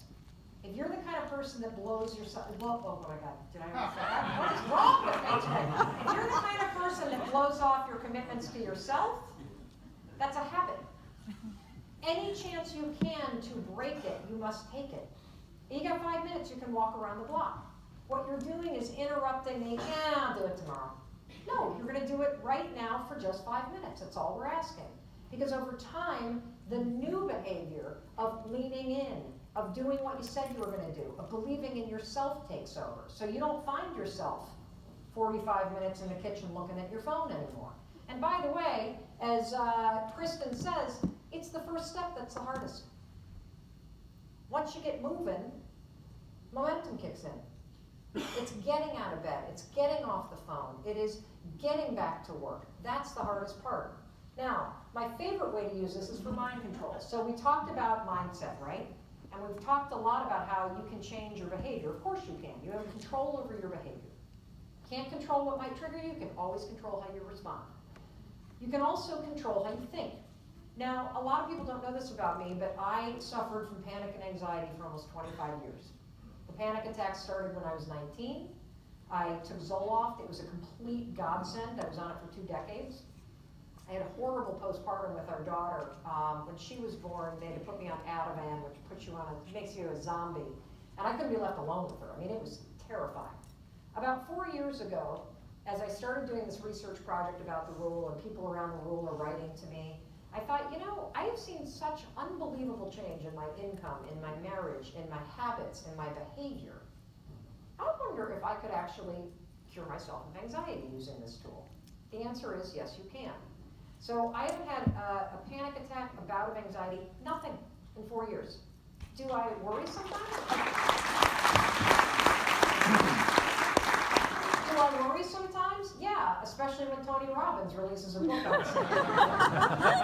But I catch it, and I change the thinking pattern. And here's how you can too.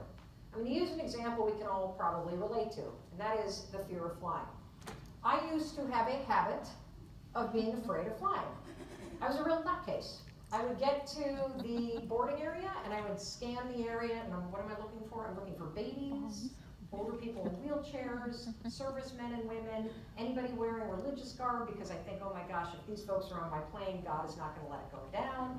So then I get on the plane, the more babies the better. And the second that we take off, right, the second we take off, and that plane, you know how the plane does that thing where it takes off and then all of a sudden it feels like it's going in reverse as it's leveling off? I immediately start panicking and I pull out my phone and I would start texting my children like a psychopath. Mom loves you, heart emoji, emoji, smiley face, you know, this, that, the other thing. Because if the thing's going down, I want them to know that as my last act, I was still thinking about them, and I'm like mother of the year, and that way they got it for the eulogy too. And you laugh because we're all sick human beings, right? If I were to put a speaker on your head and broadcast the absolute garbage that you say to yourself, you wouldn't be here. You'd be in an insane asylum for crying out loud. But here's the problem. We listen to it. We listen to it. You sit in a meeting and you undermine yourself. You're out for a walk and you're talking trash. Seriously, like, it's sick. They did a study at Cornell called the Legacy Project, where they interviewed over 1,200 folks that were near the end of their lives, and they wanted to know, what could you and I learn from people that were about to die? And the one thing that the researchers were startled by, and I mean startled, is the fact that every single person in the study, every last one of them, college education, never graduated from high school, they all said the same thing. If they could do it all over again, the one thing they would change, some version of, I just wouldn't have wasted so much of my life worrying. It's a habit that we all have, especially when we're on autopilot. And it's one of the most important skills that you can develop. Catching yourself when you find yourself worrying, interrupting the habit, 5, 4, 3, 2, 1, awakening your prefrontal cortex, and inserting a different thought. Very different than just switching your thoughts, because you're actually interrupting the pattern first with what psychologists call a starting ritual. That's what the 5-second rule is. It's a starting ritual that interrupts the patterns that are encoded in your basal ganglia. 5, 4, 3, 2, 1, and it awakens your prefrontal cortex. So your brain can actually take on the new information. When I'm flying, I have a very specific, I'll come up with a very specific image of where I'm going. So I'll often think about walking in the front door of my house and seeing everybody's stuff all over the place like it's been shot out of a cannon, you know, very specific. And what happens when I 5, 4, 3, 2, 1 and switch to that image, or I switch to my daughter smiling, or seeing my husband or the dog or whatever it may be, my brain goes, oh, she's not nervous about the plane, she's excited to get home. And that thought then stabilizes it, anchors you so that your body sensations don't start to take over. It is how you practice mind control, and it's one of the greatest things you can learn to do for yourself. In fact, every time I talk about this anchoring thought technique, we hear from people that were terrified of flying and use the 5-second rule for the first time ever and find that they can look out the windows and take pictures and enjoy themselves, and they can't believe how much they've been missing out on. And I love seeing this because we also see lots of examples of what an anchor thought could look like. So cute, right? The fact is, there's greatness in there. It's always in there. It's always talking to you. And when you take control of how you think and the actions that you take, that's how you discover it. Greatness is not. You ready to start it over? Greatness is no more unique to us than breathing. We're all capable of it.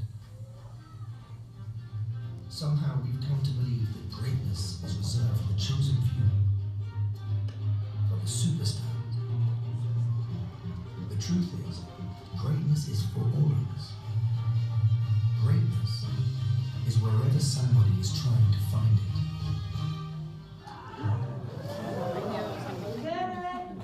So, yes, so cool. All right, so we got a couple more things to cover. I want to show you 3 things that I've changed about my habits that have made a fundamental difference in my level of clarity, my productivity, the amount of money I make, the control I have over my day. And I'm going to first walk these through them, and then I'm going to give you a gift. So first things first, I have one rule. My husband and I do. No phone in the bedroom. Absolutely not. Absolutely not. This has fundamentally changed how I live. So when I go to bed, my husband plugs his phone into the closet, I leave mine in the bathroom. Why? Well, the reason why is very simple. Because it is a habit to reach for it. And if it's lying right there because I'm using it as an alarm clock, and because I've told myself a story that if I'm not on call 24/7 for my clients that are psycho at 2:30 in the morning and are upset about the boiler or the inspection tomorrow, that I'm going to lose the business, that's fear triggering that habit, not your dreams, not your business acumen. So I leave it outside of my reach because that makes it harder to have a habit of using it. If you're lying in bed reading email, you've already lost the day. If you're lying in bed before you go to sleep, you've already lost a great night's sleep. If you can't control that space, you'll never make it to the next level in business. And if you do, you won't enjoy it. Because you're basically run by this slot machine at all times. You're in a constant reactive mode. It's harder to do than you think. Here's the other reason why I don't want you to do it. New study out by Deloitte. 33% of adults are now waking up in the middle of the night checking this. That's not an estimation. This is based on data from the phones. Seriously? That's me. Yes, and if you work in a high emotion, sales-driven business, if you go through a stressful period and the phone is right there, you wake up, you go to the bathroom, you can't fall back to sleep, what are you going to do? You're going to read emails. Make it hard for yourself.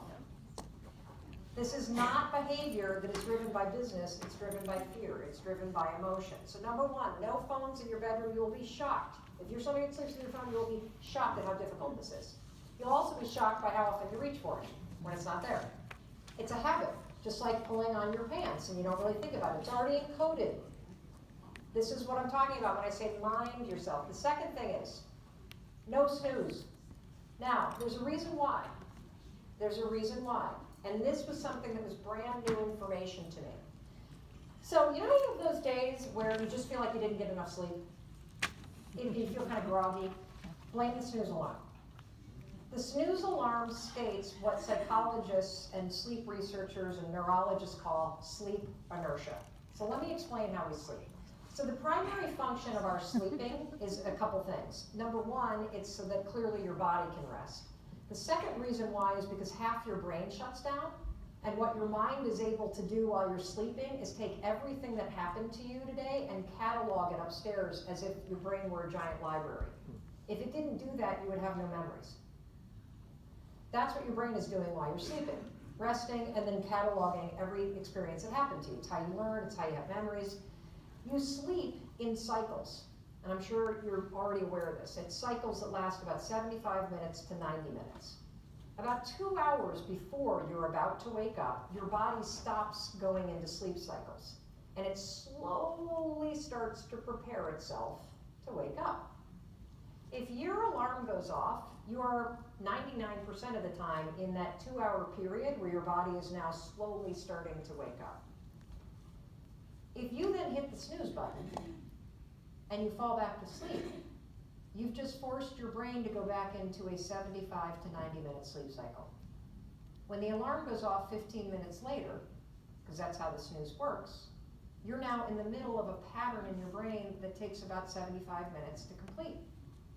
What we know based on research is that if you then get up and try to go through your day, it takes the cortic region of your brain almost 4 hours to shake out of this state and become fully present again. So even if you only are getting 5 or 6 hours of sleep, which I don't recommend, but if you are still only doing that, get up. Because if you have a habit of hitting the snooze button, you are handicapping your brain from being its most productive first thing in the morning. Really important piece of science to pay attention to. There are mornings where I'm on the road, so this is a week where I'm doing 6 cities in 7 days, and believe me, come Thursday, I am going to be just an absolute zombie in the morning. I will get up when the snooze rings, and I will go hop in a freezing shower for literally a second, and that like pops me awake. So if you're ever in a situation where you have to like super wake up, just stand in a cold shower, it's shocking. So the second thing that I do, now, is I do something that I call 30 before 7:30. What's not in this photo? Your phone. Correct. Correct. Yeah, the margarita's not there either, but the coffee is to get rid of the margarita. See that? I do 30 before 7:30. Now, you can make your quadrant here.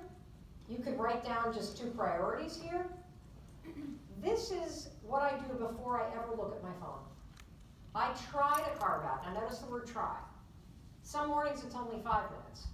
But before I pick up the slot machine in my pocket, before I let the world steal my attention, before I let a million emails dictate how my day is going to go, I fight for 30 minutes on a good day to actually plan what I'm going to be doing that's important to me. This is the moment where you are now working in this category, right? Right here. Because if you look at your phone first thing, it's filled with these things. There is nothing on your phone that has to do with this. You want to grow your business? These 3 simple changes. Do not sleep with your phone. Do not hit the snooze button so you don't impede your own productivity and mental capacity first thing in the morning. And spend 30 minutes, 10 minutes, 5 minutes, whatever, working in this area. Before you put your phone, you will be shocked at how much more money you make. You will be shocked at how much more control you have. Little, tiny, 5-second changes. Tiny. They're going to be difficult though, because we have a habit and a routine about how we spend our mornings, right? You have a habit and a routine that when you're not paying attention and directing yourself, that you drift there. You have a habit of checking emails first thing because of the emotional trigger of gotta be there for the clients, gotta check what's coming in, gotta see what's happening, gotta blah, blah, blah, blah, blah, blah. No, you don't. You want to make money? Spend 5 minutes and work on this before you let the world in. Take control of what you're doing. I'm telling you, Bill Gates, Oprah Winfrey, Richard Branson, you think they're lying in bed reading emails? Absolutely not. In fact, Tim Ferriss just wrote a book called Tools of Titans, where he interviewed 200 of the most successful people. Everyone in the world, everybody has a morning routine, and none of it involves reading email. Now, of course, they've got $1 million businesses and lots of assistants and all that stuff, but carve this discipline out every single morning, just 5 minutes at a time. Give your attention to your dreams, to your business, before you give your attention to the world. That is the most critical habit of success. Catch yourself when you feel yourself worrying, and you will be startled by how much more power you have in your life. That's where the money is, right here. And you can just write it right there you go, super easy. Today, this is gonna happen, whatever. Now, as a gift to you, United Real Estate and I are giving you all a free course. So if you go to melrobbins.com/free gift, you don't have to take it. It's a course we normally sell for $100. It's called the $1 Million Morning. Filmed it at the house. I walk you through the science of my complete morning routine. And I knew we didn't have all the time to dig into it, but it's 45 minutes long. And it's my way to say thank you for being here and inviting me back. I really appreciate it. And I want you to see this and to have me show you it, okay?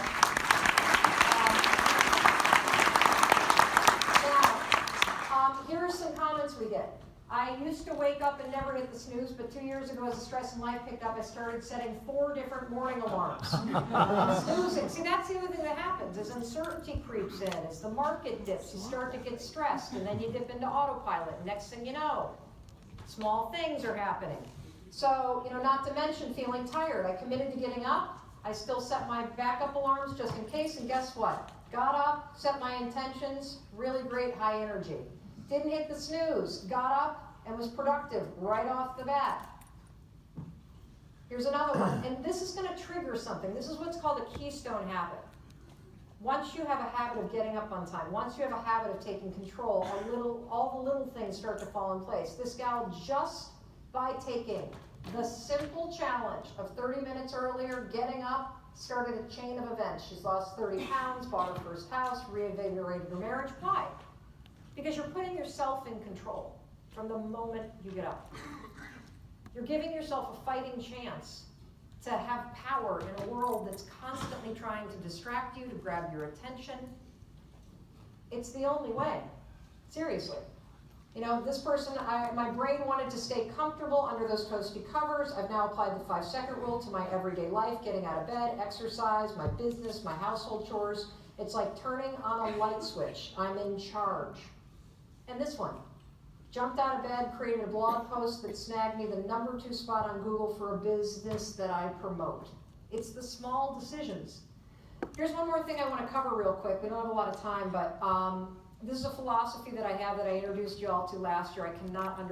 You all kind of live by this anyway, but I want to remind you, this is how you use the 5-second rule to shift how somebody interacts with you, okay?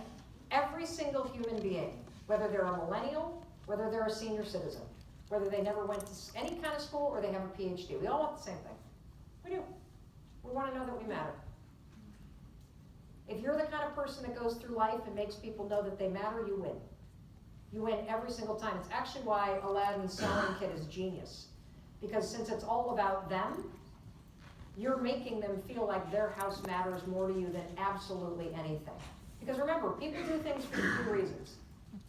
Because you pay them, it's called a job. Because you push them, this is called parenting, and we hate to be pushed. And you remember when I told you to move, and you're like, I hate it.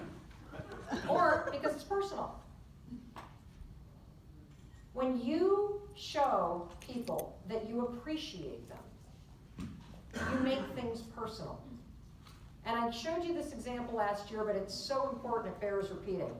Nobody did it better in business than this lady. So at every single concert, Taylor Swift brought a surprise guest on. What was she doing? She was cheering for them. Whether it was Ellen or Serena Williams or the U.S. women's soccer team, and then she didn't stop there. She took it a step further. She went to social media and then cheered for him there. Now, what was she doing? She was triggering something called the law of reciprocity. You do good by me, I do good by you. This is the backbone of the referral business. The backbone. The reason why clients keep coming back is because of the law of reciprocity. You know when you walk into a mall and somebody opens that first set of doors for you? What do you feel like you need to do at the second? Right, autopilot. Don't even think about it. If you're the kind of person that makes people feel good by showing appreciation, they don't go home and bitch about you. They go home and say, oh, I just love that Mary. She's just fantastic. She just makes me feel so good. There's a great backstory. I had the chance to interview Kobe Bryant 3 months ago in front of a huge crowd at an event. So I had to ask him the backstory behind this. Hilarious. So he brings his 14 and 12-year-old daughter to this concert, and they're standing backstage with Taylor Swift, and the 14-year-old goes to Taylor, hey, Taylor, who's the big guest tonight? And it's like, your dad. And it's like, no. Like, who's the really big one? Like, your dad. He's like, oh, I got chips. Right? So look what Taylor does, or look what Kobe does. He then cheers for Taylor on his social media account. Look how many likes. Law of reciprocity. Look what happened to Taylor. She went from 15 million to 55 in 1 year. She was the #1 brand in 2015 to follow on Instagram and Twitter. And those are not her fans, by the way. Those are Kobe's and Ellen's and the U.S. women's soccer team who became her fans. Now, I want to take it a step further because you're in a customer-facing business and in a referral business. You could be leveraging the power of video in extraordinary ways to show appreciation, to celebrate clients' success, to market people's houses. Now, this is something organic that happened to me that shows you the power of video, which takes 5 seconds to pull out your camera, just like you did in the beginning, where you're like, hey, what was her name? Michelle, when you made the quick video for Michelle. You know, the difference between him going back and saying, hey, Michelle, they missed you, and that. And this also is going to show you the power of being a fan and showing appreciation and the law of reciprocity. So, I was speaking at Microsoft. And before I got on stage, I was in a green room and I was there with like the chief marketing officer and a bunch of muckety-mucks from Microsoft, and we were chit-chatting. And all of a sudden, I'm like, oh my gosh, I think I can make an earlier flight. So I call my husband and Chris, I think I'm gonna make an earlier flight. And he's like, great. And then all of a sudden, he goes, oh, well, good luck at Microsoft. And I hear on the background, Microsoft? Xbox Microsoft? Mom's at Microsoft? And I didn't realize I was on speakerphone, right? So I said, oh yeah, welcome at Microsoft. Have you gone on stage yet? I said, no, I have not. Can I send something to you from Microsoft? And I'm like, no swearing? He said, okay, look at your phone. Will you play for Microsoft? I'm like, okay. I'm going on stage in like 5 minutes, hurry up. So all of a sudden the phone pings. So I'm standing next to Chris and a bunch of his executives, and they're like, well, I don't know what this is, but it's from my 11-year-old. And he told me to play it for you, and I said that I would. And so here goes. Hello, Microsoft, and I'm here to tell you why I love Xbox so much. I think the quality of the games and how you guys make them is astounding, and they look beautiful. I love all the games that you made, and I love everything about them. And I just wanted to say thank you for making those games, because I am the biggest Minecraft fan, and I have done everything in Minecraft, and I love it, and I love that game, and I love how you guys took it over and made so many fun games. And I think you guys are just the best company ever, and I just wanted to say that for you. So thank you so much for being a part of my life.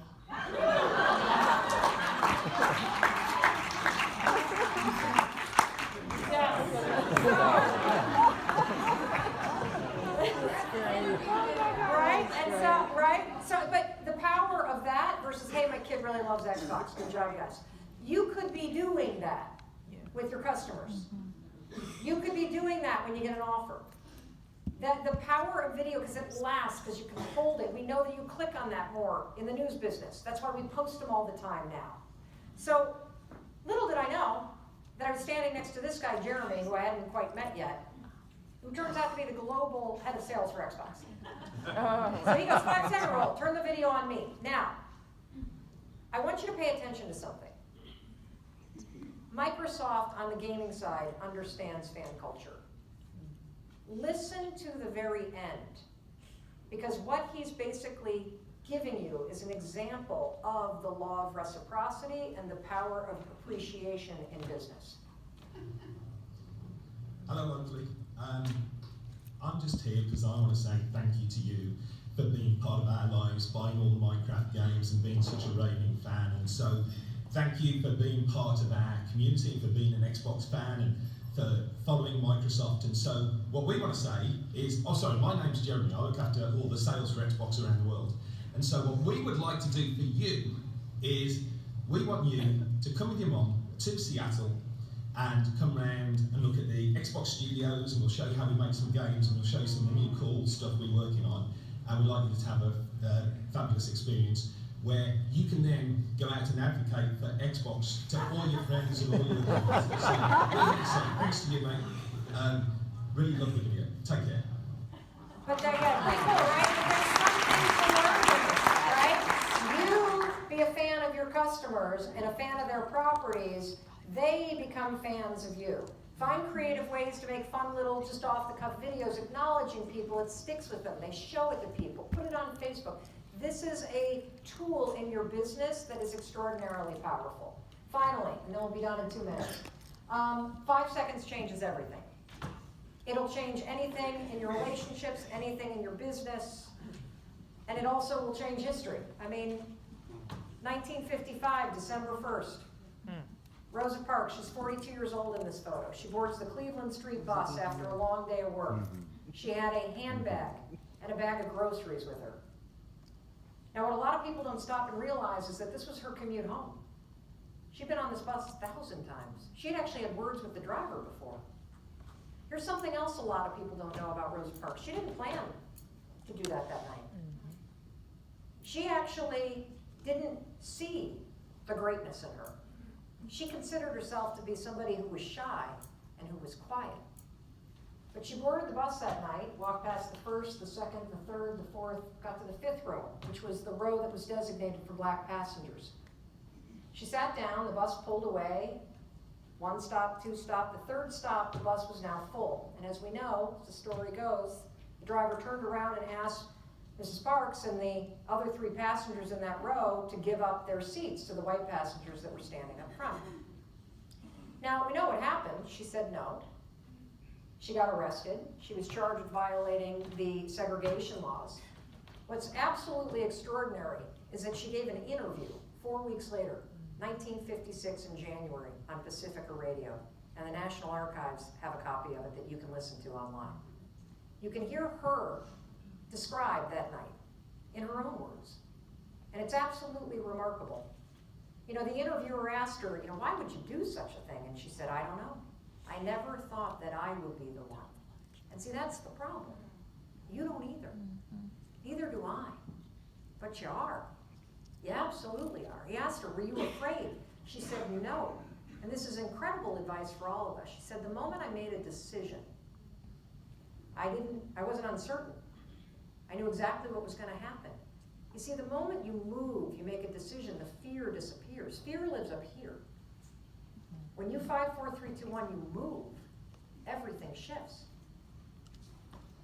You know, another interesting thing about her is he said, why now? You know, you've ridden this bus for years. She said, I don't know. She used the word push.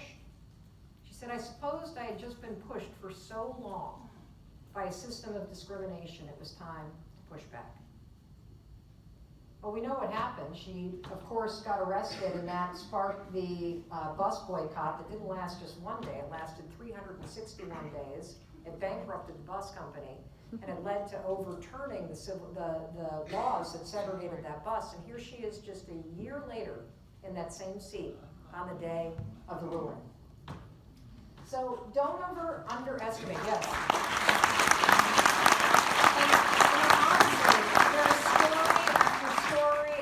Story after story in business, in history, in life, of people that make a decision that changes everything. And I truly believe you're only ever one decision away from a totally different business, totally different marriage, totally different you. I said in the beginning that every phase of your life requires a different you. And when you understand the power of your decisions and the fact that you may not be able to control how you feel or what triggers you, but you can always control what you do and what you think. Now you have the power to make any decision that you want. And using the 5-second rule, 5, 4, 3, 2, 1, and all the stuff that you've learned today about how we're wired and how habits get formed, it could be anything that you use it for. Maybe you've been thinking about starting a nonprofit. Peter was talking about giving back and being connected in your community and how important that is for business. Maybe you've been thinking for 2 or 20 years, like this guy was, about starting a nonprofit hockey program for youth at risk in Boston. 5, 4, 3, 2, 1. Now he's partnering with Olympic stars and the Boston Bruins alumni, and the thing's launched. Or maybe you're just trying to launch yourself out of bed in the morning. Or maybe that inner wisdom is telling you to do something else. This is James, and I met him about 4 months ago at a supply chain engineering conference. And he walked up to me in this photo after the event at a book signing, and he put his hands on his belly, and he had tears in his eyes, and he said, you know, Mel, you can't tell this from the photo, but I used to be a marathon runner. And he said, when you talked about that guy Steve on the ferry, that veteran, that really hit me, man. I've never cried at a conference. He said, my baby brother Patrick was a veteran, and he died from suicide last year. He said, I wish he had taken 5. I just wish he had taken 5. And he said, but, and here he is with his brother. He said, I realized in listening to you that now I need to. I've been on autopilot, and I've been terrified to go back to running because I'm terrified to be alone with my thoughts. But now it's time for me to push myself and get back to my life and get back to the things that I'm passionate about. And so he decided that what he would do is he would commit to running a 100-miler and raise money to prevent suicide in veterans. And he's already got 1 marathon in the bag. Or maybe he'll just do it for something really annoying. Right?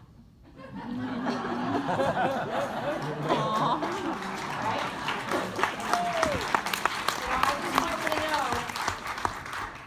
know, you are never too old, you're never not good enough, and you're never too tired to do the things that you need to do to push yourself, to seize all the joy and opportunity in your life.